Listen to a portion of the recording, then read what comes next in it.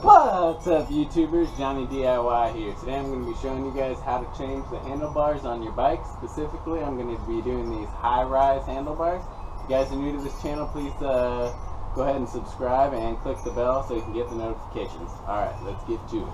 So specifically, I'm going to be putting these on. These are the Wald 870 high-rise. I'll go ahead and put some links in the description to these handlebars, but they have a 9-inch rise compared to these ones, which only have a 3-inch rise, so they'll be a lot easier on the back. So the first thing we're going to do is let's take off the grips. Easiest to take these grips off first before we do the bars. Just get yourself some warm soapy water and a flathead screwdriver. Lift it up a little bit, spray it in there real good, work it around, give them a little turn, and they come right off. Alright, now what we'll do is there's a big nut underneath the handlebars. We'll go ahead and loosen this up all the way.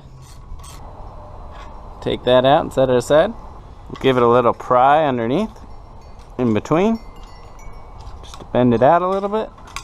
And we should be able to slide it over to the side. And out. Now we should be able to slide the new ones in the same. Get them centered up.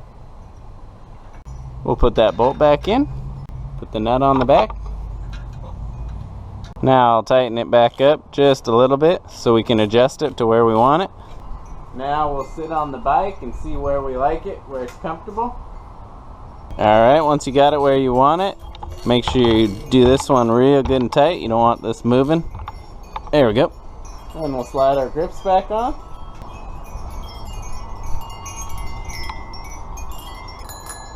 Alright guys, and that's it. That's how to add some high-rise bars to your bike. If you guys like this video, give it a thumbs up, and remember to subscribe and click the bell so you can get all my notifications. Alright guys, thanks for watching Johnny DIY. Keep on doing it yourself. Take care.